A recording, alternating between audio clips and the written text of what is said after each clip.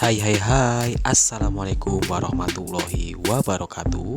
Sebelum mulai video ini, perkenalkan dulu, ini adalah salah satu channel YouTube yang mengulas tentang kejadian nyata dalam bentuk sketsa gambar. Jangan lupa untuk like, comment, share, and subscribe, dan nyalakan lonceng notifikasi untuk mendapatkan video terbaru dari kami.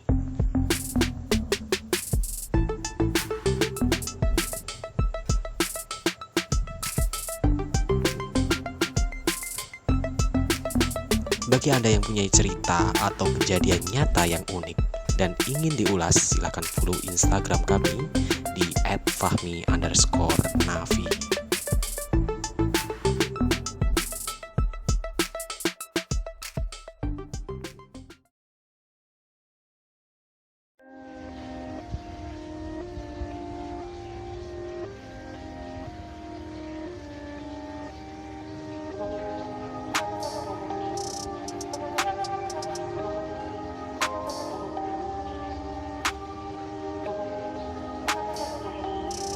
Hai viewers, setelah beberapa hari konten kita membahas tentang kisah mistis, kali ini admin ingin mengulas tentang kisah inspiratif.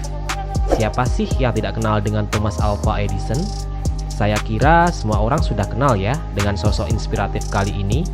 Tanpa karyanya, mungkin saat ini kita tidak bisa melihat keindahan kota, kecantikan wanita, dan keramaian pada malam hari. Ya, dia adalah penemu lampu pijar. Tapi, di balik penemuannya yang bermanfaat bagi semua orang, tak banyak orang yang tahu kalau dia menemukan penemuannya setelah percobaan lebih dari 1000 kali. Gila ya, 1000 kali masih pantang menyerah. Admin deketin cewek sekali ditolak aja gak bisa tidur seminggu, apalagi harus mencoba 1000 kali. Mungkin seumur hidup gak bisa tidur kali ya, hehe. Thomas Alva Edison lahir pada tanggal 11 Februari 1847 di kota Milan, Ohio, Amerika Serikat. Mereka kemudian pindah dari Ohio ke Michigan.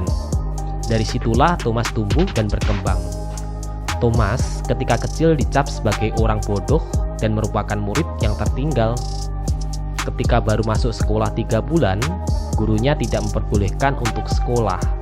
Itu karena track recordnya selama 3 bulan tidak semakin pintar tapi malah semakin bodoh.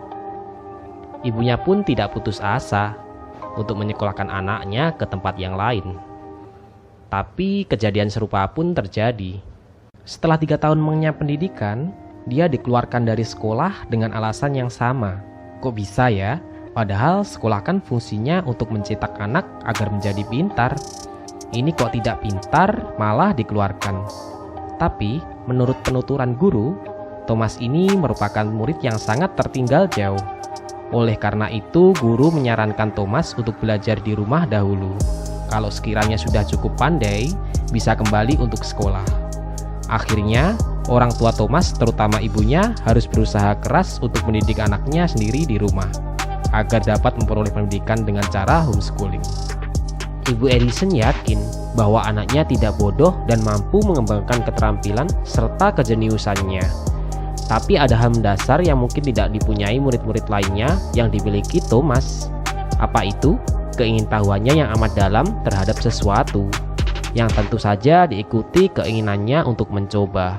Ini menjadi kelebihan Thomas yang amat menonjol. Karena rasa ingin tahunya yang dalam dan luar biasa besar, masa kecilnya akhirnya mulai diisi dengan mencoba ini dan itu. Hewan pun pernah disembelih dan dibedah untuk memuaskan rasa ingin tahunya. Mulanya, Edison adalah seorang penjual sayuran, permen, dan koran di kereta. Hingga suatu ketika, ia pun direkrut untuk menjadi operator telegraf. Perekrut tersebut ialah ayah dari seorang anak yang pernah diselamatkan oleh Edison dari kereta. Dari situlah Edison mulai tertarik dengan dunia komunikasi yang akan menjadi fokusnya dalam berbagai proyek penemuan. Karya pertama Edison adalah sebuah perekam suara elektronik yang dibuatnya saat berusia 20 tahun. Selanjutnya, pada tahun 1879, Edison berhasil menciptakan sebuah penemuan penting dalam sejarah umat manusia, yaitu lampu pijar. Sebelumnya, lampu yang ditenagai dengan arus listrik telah digunakan untuk penerangan jalan di Paris. Namun, penemuan Edison ini dianggap lebih praktis karena terdapat sistem pembagian tenaga listrik yang dapat diterapkan di rumah-rumah. Dia berhasil menyalakan lampu yang mampu bertahan selama 40 jam. Hasil temuan Edison ini membuat perkembangan yang cukup pesat dalam hal penggunaan listrik untuk sektor industri kecil hingga besar. Selain lampu pijar dan komponen pendukung seperti sekring dan saklar, Edison juga berhasil menciptakan karya lain, yaitu piringan hitam dan gambar bergerak. Dari cerita ini, kita bisa belajar bahwa kegagalan adalah bukan akhir dari segalanya. Kegagalan adalah proses menuju kesuksesan. Semakin banyak proses, semakin banyak ilmu yang kita pelajari. Salam Mario Gomblo.